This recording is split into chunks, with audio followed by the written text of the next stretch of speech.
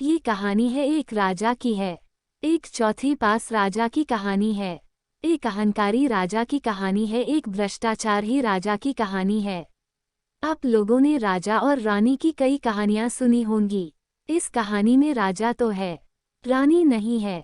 तो एक महान देश था, कई 1000 साल पुराना देश। उस देश के एक गांव में एक बच्चा पैदा हुआ। बहुत करीब घर में एक बच्चा पैदा हुआ। तो जैसे गांव के अंदर बच्चा पैदा होने में ज्योतिषी आते हैं, बच्चे का भविष्य बताते हैं, ऐसे ही काम का ज्योति आया।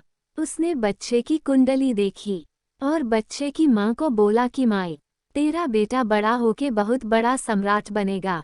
माई को समझ नहीं आ रहा है, इतनी करीब मेरा परिवार इतना गरीब, मेरा बेटा सम्राट कैसे बनेगा। खैर, बच्चा धीरे धीरे बड़ा होने लगा। गांव के सरकारी स्कूल में उसका एडमिशन करा दिया। उसका पढ़ने लिखने में मन नहीं लगता था। बढ़ते बढ़ते क्लास करते करते चौथी में आकर उसने नाम कटवा लिया उसका। पढ़ाई लिखाई में मन नहीं लगता। गांव के बगल में एक रेलवे स्टेशन था। घर में बहुत गरीबी थी। वो बच्चा वहां स्टेशन पे जाके चाय बेचने लगा। चाय बेचकर अपना गुजारा करता था। वो भाषण बहुत अच्छा देता था, बचपन से ही बड़ा अच्छा भाषण देता। गांव के लड़कों को इकट्ठा कर लेता और भाषण देना चालू करता। धीरे धीरे आसपास के गांवों में फैल गया कि ये बच्चा भाषण बड़े अच्छे देता है। आसपास के लड़के भी इकट्ठे हो गए और जो मर्जी टॉपिक हो भाषण देना चालू कर देता। और रुकता ही नहीं था, घंटों घंटों तक भाषण देता रहा। बच्चा बड़ा हुआ। ज्योतिषी ने कहा था, बड़ा होके बच्चा उस महान देश का सम्राट बन गया। लेकिन राजा तो अनपढ़ था, उसे तो कुछ आता नहीं था। अफसर आते उस अनपढ़ राजा से जहां मर्जी साइन करा लेते हैं, जहां मर्जी जो मर्जी साइन करा ले।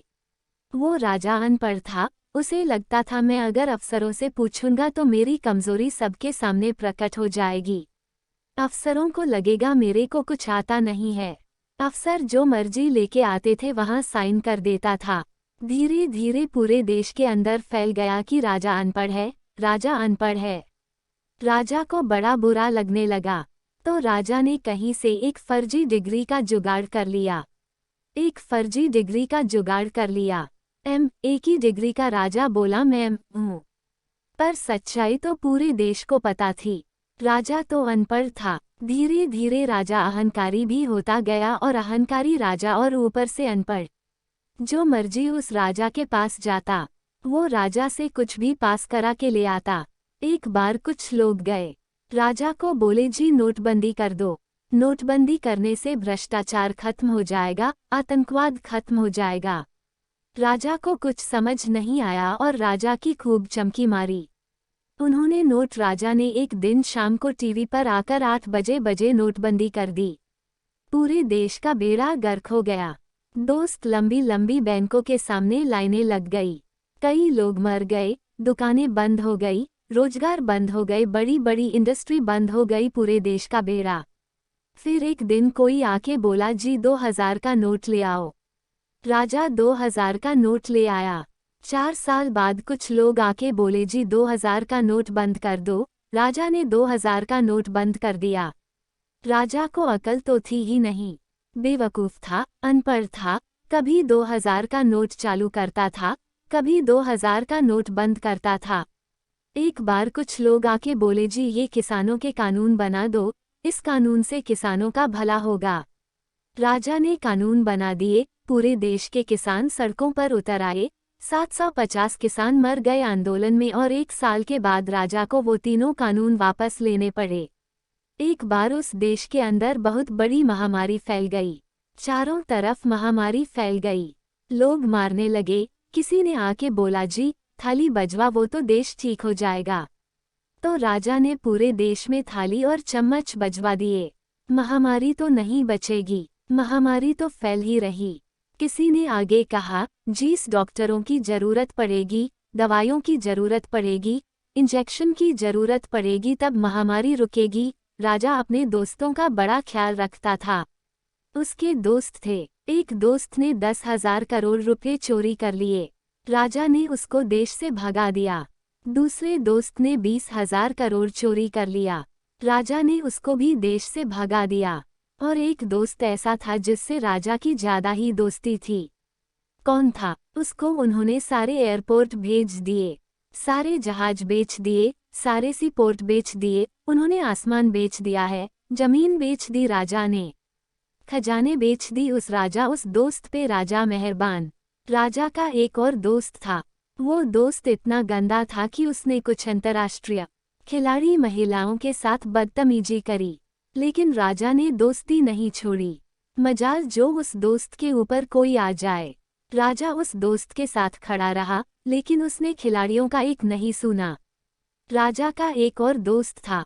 उस दोस्त ने किसानों के ऊपर गाड़ी चढ़ा दी, रौंद दिया, कुचल दिया किसानों को। राजा ने अपनी दोस्ती नहीं छोड़ी। इस बात पे तो दाद देनी पड़ेगी कि राजा दोस्त बाजार था, एक नंबर का दोस्त था। चारों तरफ अत्याचार हो गया। चारों तरफ देश के अंदर इनके अपने लोग जो थे वो बलात्कार करने लगे, गलत काम करने लगे, हाहाकार मच गया। जो राजा के खिलाफ बोलता रह जाओ, उसको पकड़ के जेल में डाल दें। एक दिन एक पत्रकार ने कार्टून बना दिया, राजा के खिलाफ उस पत्रकार को उठाकर जेल में डाल दिया। एक दिन में किसी पत्रकार ने उनके खिलाफ कुछ लिख दिया, उसको पकड़ के जेल में डाल दिया। एक दिन है, किसी पत्रकार ने उनके खिलाफ कुछ लिख दिया, उसको पकड़कर जेल में डाल दिया। जो राजा के खिलाफ बोले उसका बेड़ा गर्क। कोई जज अगर उस राजा के खिलाफ ऑर्डर करता था, राजा उसको बकसता नहीं था। चारों तरफ अत्याचार, महंगाई, बेरोजगारी। ऊपर आसमान में देवता ये सब देख रहे थे कि पृथ्वी के ऊपर कितना धनखोर अत्याचार हो रहा है।